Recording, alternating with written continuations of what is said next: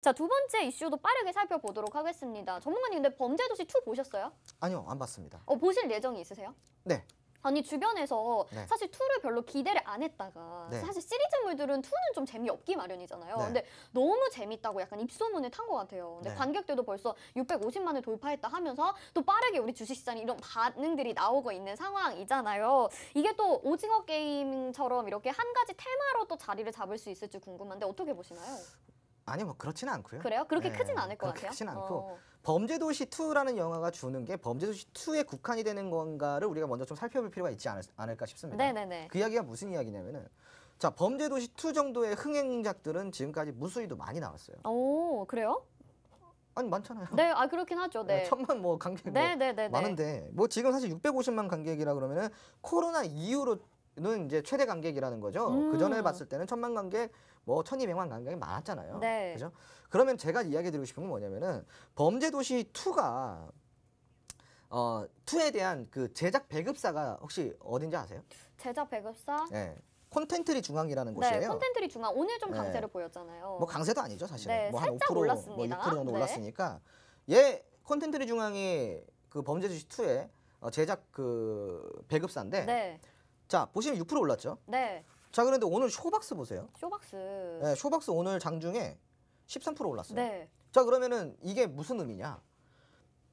만약에 앵커님의 질문대로 범죄도시 2에 대한 관련주가 정말로 수혜를 볼 것 같았으면은 콘텐츠리 중앙이 오늘 갔었어야죠.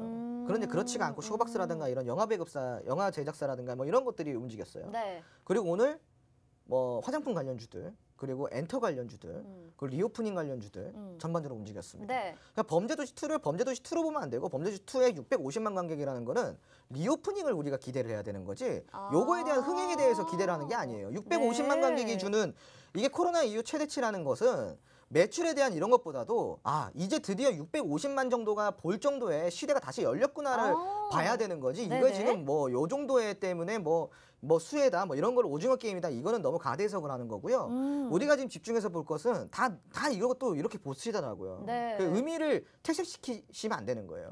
650만 관객이 오늘 올라와 요것 때문에 오늘 리오프닝 관련주들이 같이 움직였다라는 것은 650만 관객에 대한 매출이 아니라 이제는 드디어 650만 관객이 볼 정도로 한 영화를 그 정도로 볼 정도의 네. 시대가 다시 열렸구나를 네네네네. 시사했다. 이렇게 보는 게 맞다라고 저는 좀 이야기를 드리고 싶고요. 네. 우선은 여기에서 주는 포지션은 우리가 또 몇 가지 확인해 볼 게 있는데 화장품 관련주들이 지금 매출이 비약적으로 좀 많이 상승을 하고 네. 있죠. 펀드가 올라오고 있다라는 거 시청자 여러분들. 특히 이제 의류 쪽도 우리가 함께 보면은 좋겠죠. 네. 의류 패션 쪽도 좋을 것 같고 그리고 미국의 미용 제품 업체 올라뷰티라는 곳이 있는데 여기가 지금 그 실적이 호실적을 내면서 어닝 서프라이즈를 냈다고 하더라고요.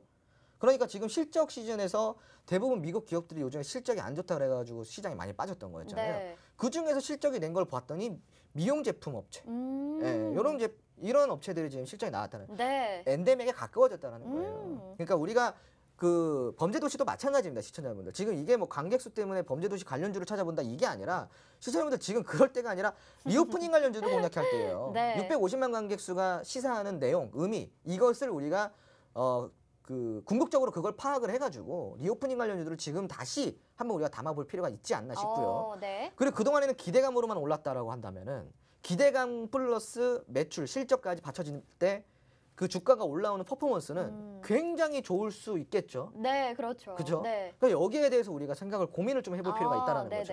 그러면은 지금 이 시점이 기대감과 실적이 같이 겹쳐지는 시점이지 않을까 싶어요. 그러니까 리오프닝 관련주들 많아요. 엔터주 있죠.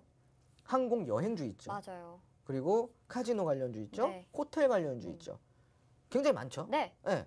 그리고 화장품, 주류부터 시작해가지고 노래방 뭐뭐뭐 많습니다. 네. 자, 시청자분들 여기에서 무엇을 공략하시겠습니까?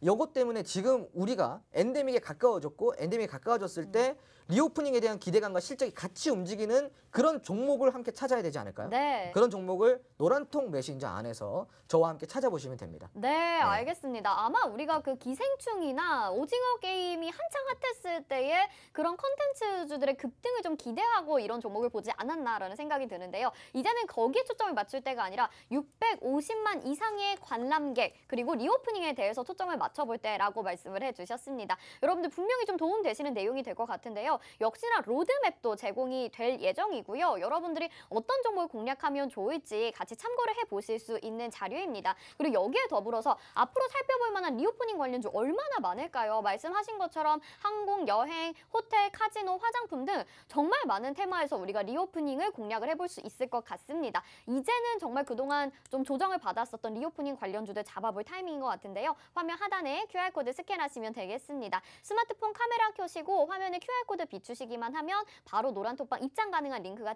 뜨는데요. 그거 터치하셔서 지금 바로 입장해 주시면 되겠고요. 여기에서 공략 가능한 리오프닝 관련주는 어떤 것들이 있을지 저희와 함께 이야기 나눠보시면서 주토피아를 소개해드리는 종목들 잘 챙겨가시면 좋을 것 같습니다.